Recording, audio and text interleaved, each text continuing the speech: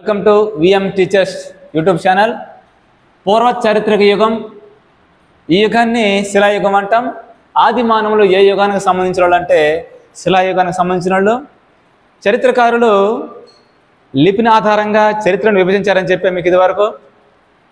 మరి పూర్వ చారిత్రక యుగాన్ని దేని ఆధారంగా మూడు రకాలుగా డివైడ్ చేశారని గమనిస్తే, ఆది మానవుల యొక్క పనిముట్లు పరికరాలన్నీ కూడా రాతి చేత తయారు చేయబడ్డాయి కాబట్టి రాతిని ఆధారంగా చేసుకొని పూర్వ చారిత్రక యుగాన్ని మూడు రకాలుగా డివైడ్ చేయడం జరిగింది. సో అందులో ఫస్ట్ వచ్చి పాత రాతి యుగం. పాత రాతి యుగం. ఈ పాత రాతి యుగంలో ఆది మానవుడు గుహల్లో నివసించేవాడు, చెట్టు తొర్రలో నివసించేవాడు, చెట్ల క్రింద నివసించేవాడు.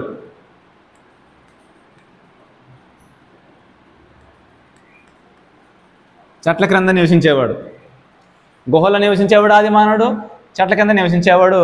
ఆహారాన్ని జంతువులను వేటాడడం ద్వారా సేకరించుకునేవాడు. జంతువులు దొరకనప్పుడు ఆ కాయలు పండ్లు తినేవాడు. ఏ ఆకు తినాలో, ఏ కాయ తినాలో, ఏ పండు తినాలో అనే విషయం వాళ్ళగా పూర్వీకుల నుండి వాళ్ళకి చెప్పడం జరిగింది. అందుకే విషపూరితమైన పదార్థాలు ఏవి, విషపూరితం కానీ ఏవి అనే విషయాలు వాళ్ళకి క్లారిటీగా ఉంది. వీళ్ళు జంతువులను వేటాడేటప్పుడు స్త్రీలు, పురుషులు, చిన్నపిల్లలతో సహా వేటాడతారు. అదే క్రూరమైన మృగాలు అయితే స్త్రీలు పాల్గొనరు, పిల్లలు పాల్గొనరు, పెద్దలు గుంపులు గుంపులుగా వేటాడడం జరుగుతుంది. ఫస్ట్ వీళ్ళు జంతువులను వేటాడితే ఈ జంతువు ఒకసారి జంతువుని వేటాడినప్పుడు ఆ మాంసాన్ని సమానంగా పంచుకునేవాళ్ళు, దాన్ని నిల్వ చేసుకుని కొన్ని రోజుల పాటు తినేవాళ్ళు. అలా ఆహారం అనేది నిల్వ ఉండేది. ఎందుకు నిల్వ ఉండేది అంటే పాతరాతి యుగం కంప్లీట్గా మంచు యుగం. ఇది హిమయుగం అంటాం లేదా మంచు యుగం అంటాం. అందుకే ఆహార పదార్థాలు అనేవి, ఆ మాంసం అనేది చెడిపోయేది కాదు వాళ్ళకి. సో ఈ యుగంలో మానవుడు అటవిక జీవి. ఈ యుగంలో మానవుడు సంచార జీవి. సో ఫస్ట్ అటవిక జీవి అంటే ఎందుకు చూద్దాం. ఎందుకు మనం అటవిక జీవి అనేసి అన్నామంటే,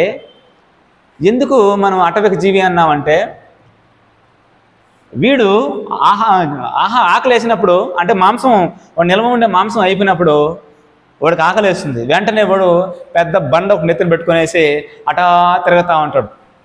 ఎక్కడ జంతువు కనిపిస్తుందో ఆ బండను ఆ జంతువు మీద వేసేసి ఆ జంతువు మాంసాన్ని తినడం జరుగుతుంది. అంటే వీడు ఆ జంతువు కనిపించిన చోట అక్కడే సమీపంలో ఏదో బండలో రాళ్ళు ఉంటాయి, దాంతో వాటి మీద దాడి చేసి చంపచ్చు అనే విషయం వాడికి తెలియదు. వాడికి ఆకలి వేయంగానే పెద్ద బండ నేతను పెట్టుకొని పోవడమే. ఏడ జంతువు కనిపిస్తుందా అని చూస్తుంటాడో అడవేయడం జరిగింది. అందుకే వీడిని విచక్షణ ఉండదు కాబట్టి అటవిక జీవి అనేసి అన్నాం. ఇక ఈ యొక్క పాతరాతి యుగంలో సంచార జీవి అనేసి అన్నాం. సంచార జీవులు. ఎందుకు సంచార జీవులు అంటే ఒక చోట నుండి మరొక చోటకి వెళ్ళే వాళ్ళని మనము సంచార జీవులు అంటాం. ఆది మానవుడు సంచార జీవి. ఒక చోట నుండి, ఒక ప్రాంతం నుండి మరొక ప్రాంతానికి వెళ్ళేవాళ్ళు. ఎందుకు వెళ్ళేవాళ్ళు, ఎందుకు వాళ్ళ సంచార జీవనాన్ని చేయాల్సి వచ్చింది అంటే, మామూలుగా మనకు ఒక్కొక్క సమయంలో వాటర్ ఎండిపోతుంది, నదులు ఎండిపోతాయి, సరస్సులు ఎండిపోతాయి, జంతువులు నీటిని వెతుక్కుంటూ అవి వెళ్ళిపోతాయి. ఆ జంతువులను వెతుక్కుంటూ మాంసం కోసము వీడు ఆ జంతువులు ఎక్కడికైతే వెళ్తాయో వీడు కూడా ఆ ప్రాంతానికి వెళ్ళడం జరిగింది. కాబట్టి అందుకే పాతరాతి యుగంలో మానవుడు సంచార జీవి. ఓకే. మధ్యరాతి యుగం.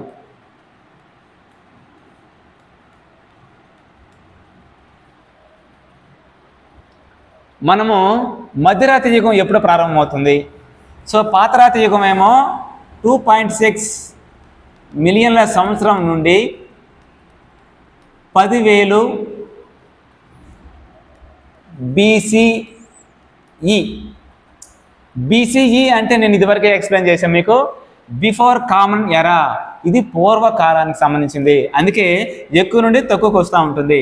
మరి మధ్యరాతి యుగము ఎప్పుడు ప్రారంభమవుతుందంటే 10,000 నుండి 8,000కి మధ్యలో BCE, బిఫోర్ కామన్ ఎరా, పూర్వకాలం. సో మధ్యరాతి యుగం ప్రారంభమయ్యేదే 10,000 నుండి 8,000 వరకు. ఈ మధ్యరాతి యుగంలో ఒక్కసారిగా వాతావరణంలో మార్పులు వస్తాయి. అప్పటి వరకు ఏం మార్పులు వస్తాయి ఒకసారి మనం పరిశీలిస్తే, పాతరాతి యుగంలో ఓడి వేటాడిన జంతువుని ఆ మాంసాన్ని నిల్వ చేసుకునేసి అందరూ సమూహాలుగా కూర్చొని తినేవాళ్ళు. అలా కొన్ని రోజులు జరిగేది. కానీ మధ్యరాతి యుగానికి వచ్చే సమయానికి వాడు నిల్వ చేసుకున్న మాంసము ఉండడం లేదు, డ్యామేజ్ అవుతా ఉంది.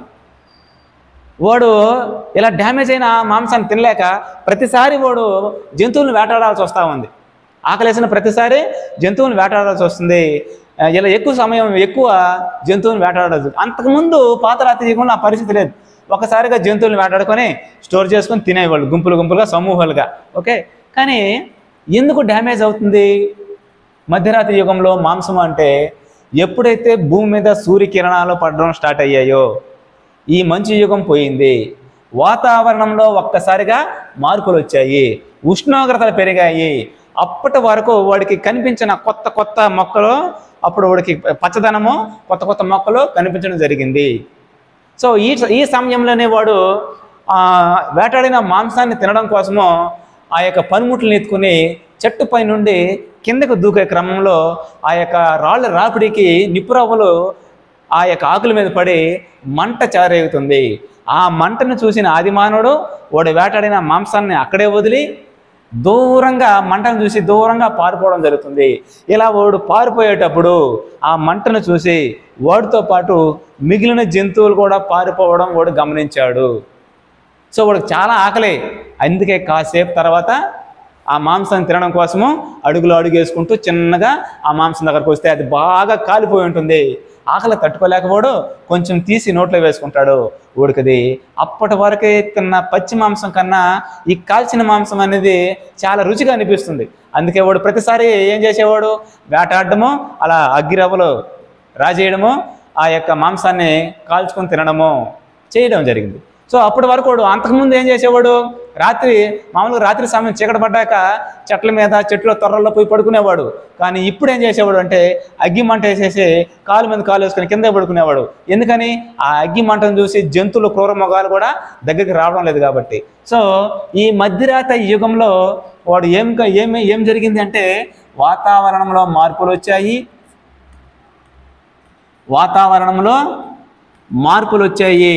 నెక్స్ట్ ఈ మధ్యరాతి యుగంలో వాడు నిప్పును కనుక్కోవడం జరిగింది. ఈ మధ్యరాతి యుగానికి చివరి దశలో మీకు ఇదివరకే చెప్పాను, మీకు కొత్త కొత్త మొక్కలు ఏర్పడుతున్నాయి, చుట్టూ పచ్చదనం అని ఏర్పడతా ఉంది. ఆ మొక్కలు తినే జంతువులు వాడికి కొత్త కొత్త జంతువులు కనిపిస్తూ ఉన్నాయి. సో ఇప్పుడు కొత్త రాతి యుగం అనేది ప్రారంభమవుతుంది. కొత్త రాతి యుగం. వాడు వాడిన పనిముట్లు పాతరాతి యుగంలో పెద్ద పెద్ద బండ్లుగా ఉన్నాయి. మధ్యరాతి యుగంలో ఆ సైజ్ అనేది తగ్గింది. కొత్త రాతి యుగానికి వచ్చే సమయానికి సైజ్ ఇంకా చాలా సూక్ష్మంగా వచ్చింది. వాడు జంతువులను వేటాడేటప్పుడు వాడు చూసిన జంతువుల బొమ్మలు కావచ్చు, వాడు చూసిన ఆ యొక్క పరిస్థితుల్ని, వాడికి అనిపించిన అనుభవాల్ని వాడు ఏం చేసేవాడు అంటే గుహల్లోకి వచ్చి చిత్రించేవాడు. అలాగా మధ్యరాతి యుగానికి సంబంధించి దాదాపు 500 పైగా చిత్రాలు అనేటివి బయటపడ్డాయి. అది ఏ ప్రాంతంలో అంటే భింబెట్కా. ఇది మధ్యప్రదేశ్లో కలదు.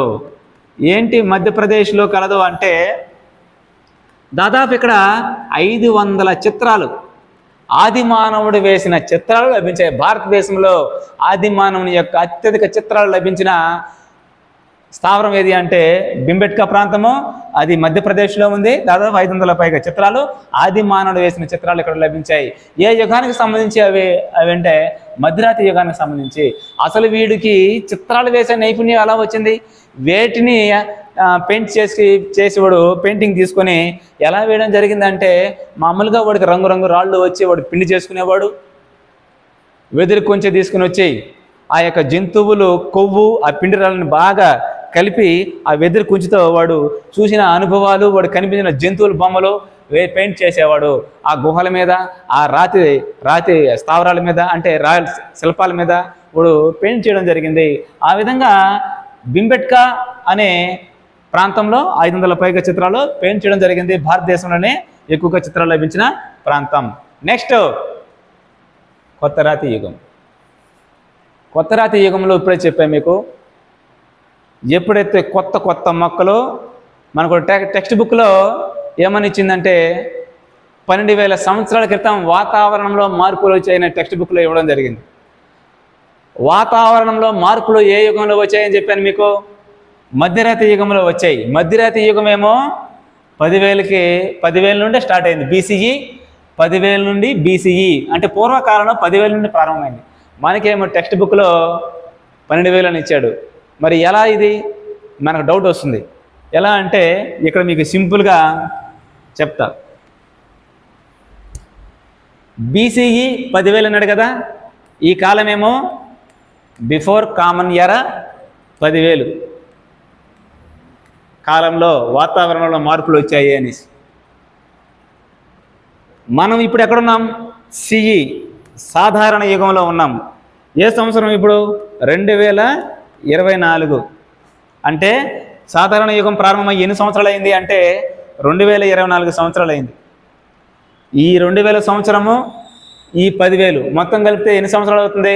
12,000 సంవత్సరాలు. అంటే వాతావరణంలో మార్పులు వచ్చాయి. టెక్స్ట్ బుక్లో 12,000 క్రితము వాతావరణంలో మార్పులు వచ్చాయని ఇచ్చాడు కదా. సో ఇప్పుడు మనకు సరిపోతుంది చూడండి.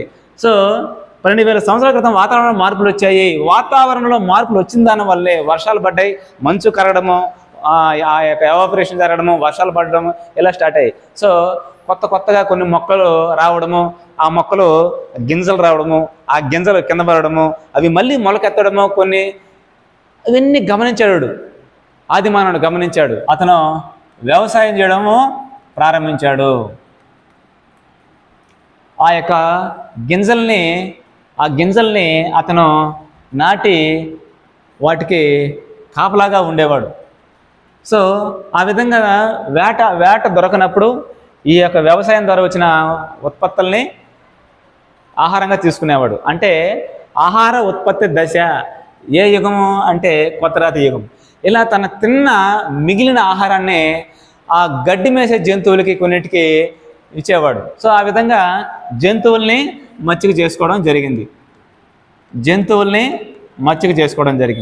సో ఏ పంటలు పండించాడంటే వరి, గోధుమ,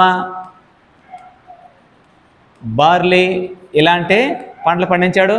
మరి వాడు మచ్చిక చేసుకున్న జంతువులు కుక్క, ఆవు, గేదె, మేక, గొర్రె ఇలాంటి జంతువుల్ని మచ్చిక చేసుకున్నాడు. మరి ఇప్పుడు వాడు వ్యవసాయం చేయాలంటే ఈ పంటల్ని కాపాడాలి, జంతువుల నుండి, పక్షుల నుండి ఆ పంటలను కాపాడాలి. వాడు మచ్చిక చేసుకున్న జంతువుల్ని క్రూర మృగాల నుండి వాడు కాపాడాలి. అందుకోసం వాడు ఏం చేశాడు? స్థిర జీవనం ఏర్పాటు చేసుకున్నాడు.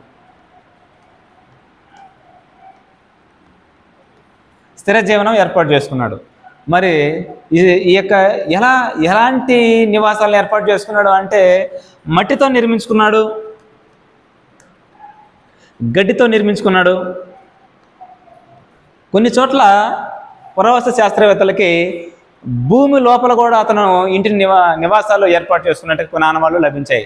అంటే బహుశా చలికాలంలో భూగృహాలను కూడా వాళ్ళు నిర్మించుకోవడం జరిగింది అని మనకు తెలుస్తూ ఉంది. ఈ కొత్త రాతి యుగానికి సంబంధించిన పరికరాలు మన దేశంలో కొన్ని చోట్ల బయటపడ్డాయి. అవేంటో ఒకసారి, అవి ఎక్కడెక్కడ కొత్త రాతి యుగానికి సంబంధించిన పరికరాలు ఏ ప్రాంతాల్లో బయటపడ్డాయి అనే విషయాలు ఒకసారి మనం పరిశీలిద్దాం. మధ్యప్రదేశ్లో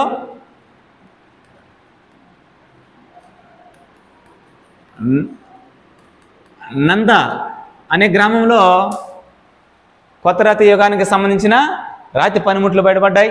అదే మహారాష్ట్రకు చూస్తే మహారాష్ట్ర అనే ప్రాంతంలో, నవీన అనే ప్రాంతంలో ఈ కొత్త రాతి యుగానికి సంబంధించిన రాతి పనిముట్లు మనకు లభించాయి. ఇవే కాకుండా మన ఆంధ్రప్రదేశ్లో, మన ఏపీలో మనం పరిశీలిస్తే ఏపీలో కర్నూలు బెలుం గుహలు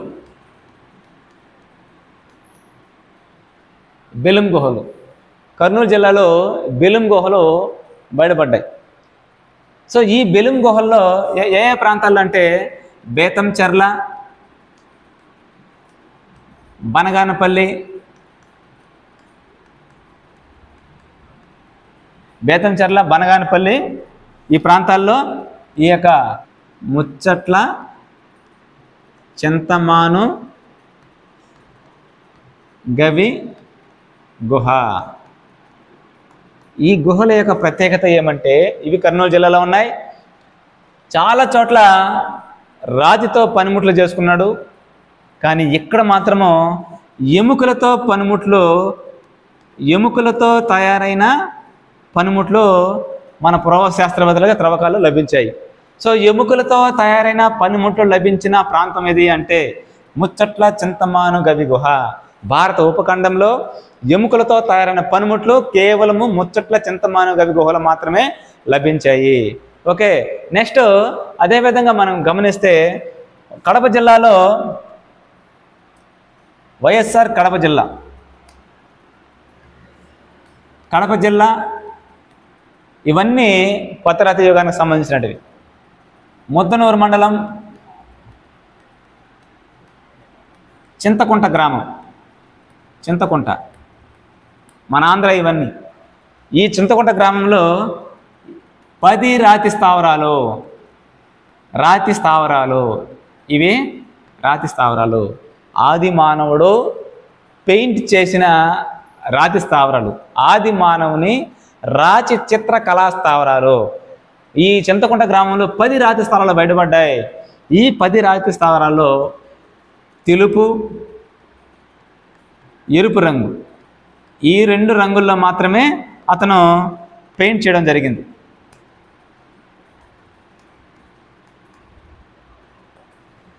తెలుపు రంగులో కేవలం 10 చిత్రాలు మాత్రమే లభిస్తే, మిగిలిన ఇక్కడ దాదాపు మొత్తము 200కు పైగా చిత్రాలు లభిస్తే అందులో కేవలము 10 మాత్రము తెలుపు, మిగతావన్నీ ఎరుపు రంగులో అతను పెయింట్ చేయడం జరిగింది. ఇక్కడ మూపురం ఎద్దు, ఈ ఎరుపు రంగులో ఉండే మూపురం ఎద్దు, మూపురం ఎద్దు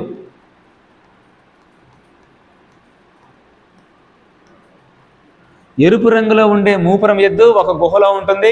ఆ గుహనే స్థానికంగా ఆవుల ఎద్దుల గుంపు, ఎరుపు రంగులో ఉండే మూపురం ఎద్దు ఒక గుహలో ఉంటుంది.